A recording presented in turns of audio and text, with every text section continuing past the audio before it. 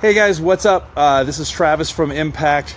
I just wanted to come out and do a quick interview with you guys to introduce you to a person that I came here earlier and talked to and met up with to help out. And I just wanted to put a face to, so you guys could actually see and hear from him what his actual experiences and stuff like that are out here. So I'm going to flip the camera. All right, here, I'll turn off the flash. I know. All right, there we go. All right, so just tell everybody your first name.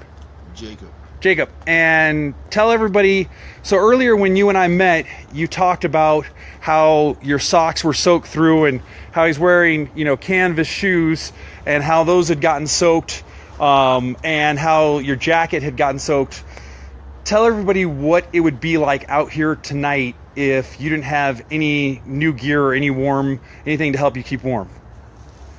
If I didn't get any gear tonight, I'd probably get frostbite.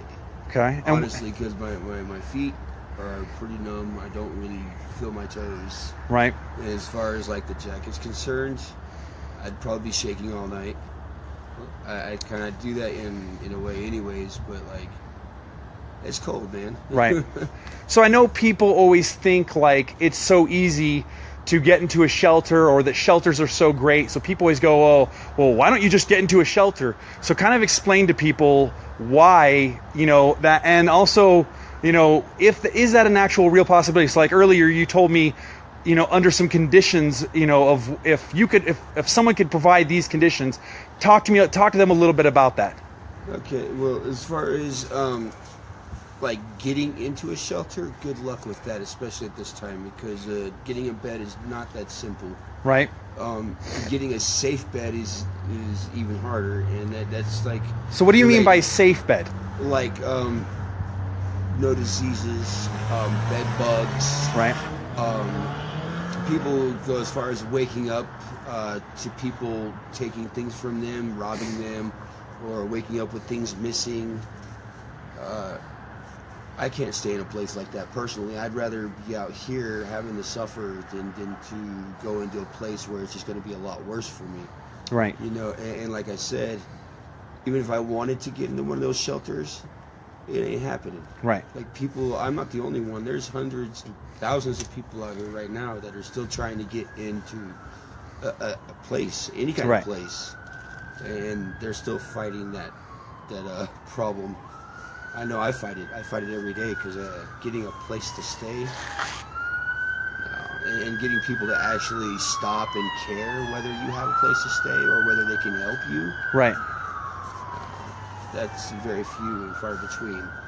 So when people see you out here, what's generally their response when they see somebody who's out here freezing in the cold? There isn't a response.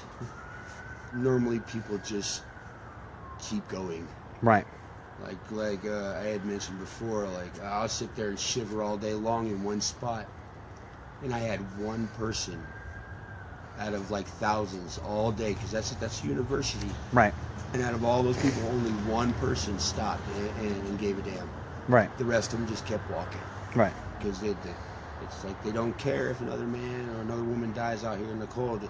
It's not them. Right.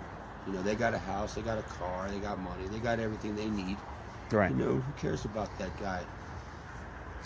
So what does it mean to, one, to have all, that we went and got you gear and get all this stuff. What is this stuff going to mean to you? This stuff right here, this is a blessing, man.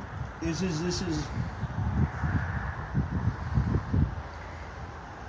I don't know how else I would put it, honestly, because you're a good dude, man. Like, if we had people that did stuff like this every day, whether it be summer, spring, fall, it doesn't matter what the season is. Right. There's somebody hurting, help them, Right. My thing is, if you're not a part of the solution, you're a part of the problem. Agreed. Because if you don't care, then obviously you ain't got no heart. You're not a good person. Because why do you just let somebody suffer when you have an option to help them? Right. Like with this stuff, especially at nighttime, this kind of stuff will keep you alive. It's like undergear, overgear, boots. That's everything right there. And then something to lay in, a tent. That's I would have to say that's more than another day of waking up knowing that I'm still alive. And Right. I'm not frozen somewhere dead or catching hypothermia or walking pneumonia like a lot of these cats. Like we had over 200 some odd people that died last year in the winter. It was brought up yesterday by Karen, a friend of mine that does protesting. A lot of people. She said that with one of them little speaker things on the mall. I couldn't believe how many people just kept walking and telling her to shut up and all this. It's like, really? You guys enjoy like hearing 200 some odd people die on the streets every year? Right. You know, you bleed the same blood I do. Right. You're a human, I'm a human. You know, if you go and die somewhere, I may not know you, but I'm still going to have remorse because I'm going to feel bad that something happened to you. Right. You froze overnight. Well, that sucks, dude. You know, I'm going to have some kind of pain there. Well, and not only just hypothermia, you and I both know, I mean, how many people do you know that get frostbite, you know, and lose fingers or toes or... Every day in the winter, every day somebody's going to the doctors over frostbite. I've come close several times. I've actually seen friends like pull their hands out of their gloves that you would think would be warm, but they're soaking wet and their hands are black and blue, you know, and that's obvious. You know, it's frostbite. Right. You know, they're going to lose their hands. And that particular individual lost his left hand. Right. And lost 2 of his fingers on his right hand. Right. You know, and that was due to people just walking by. And you know what? He was flying a sign. He was flying a sign saying, needing warm gear, I don't want your money. Right. That's all it said on the sign. And people just walked by saying, get a job. Right. You know, he said the same thing I did. If you give me one, I'd work. Right. Instead of like looking at me like a piece of garbage and not giving me that option, I can't go make the money to take care of the things I need to take care of and get things like this. Right. Because you won't open that doorway. Right. You know, so we struggle to sleep in this stuff and hope we can get up the next morning. You know, and that's everybody, whether they get drunk, they get high, whatever they do. That's still a person. That's still somebody that needs to survive overnight, and you should give a damn. Right. You know, regardless of how rich you are, how poor you are, you know, they're people. Right. I'm a person. You know, agreed. All these rich people here, I treat them with the utmost respect. Right.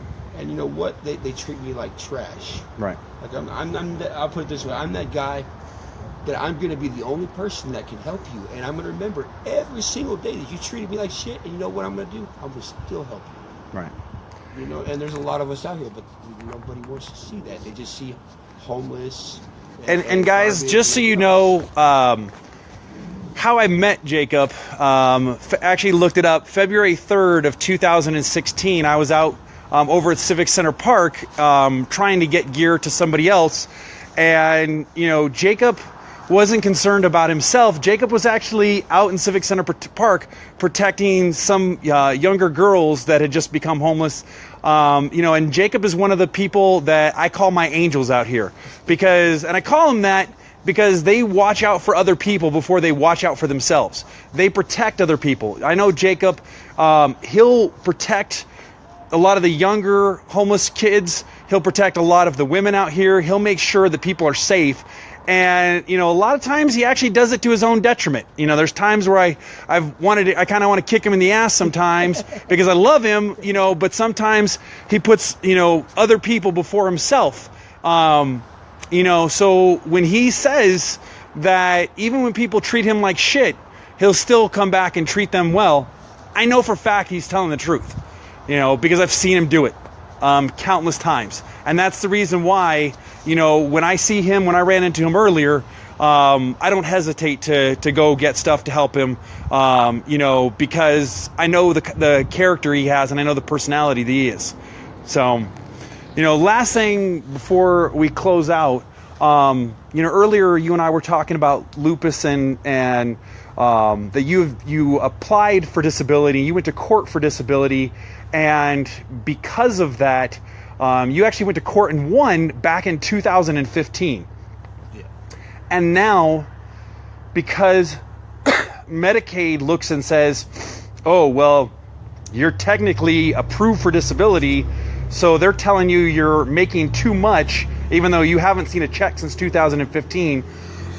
Because I'm already getting a price through my doctor. I'm getting a certain price reduction on my medicine.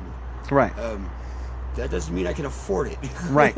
I mean, yeah, okay, you cut a price down from like $300 to $100 and something.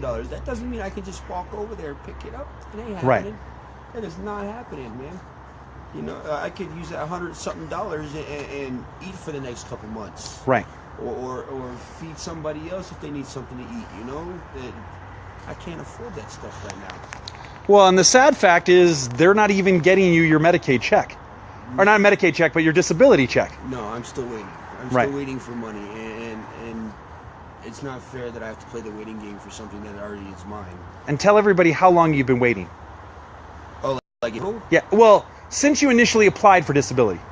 What do you mean? Like The first time you ever applied. Or 8 years ago? Oh, so 8 years ago. Well, 8 years ago is when they cut me off. Right.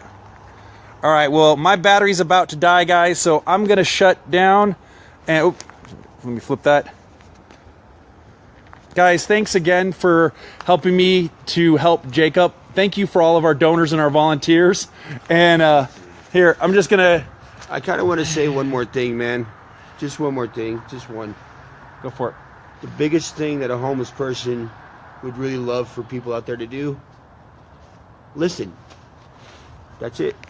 Did it shut off? Yeah. Right when I said that? I think it got that, though. I hope it got it, because that dude...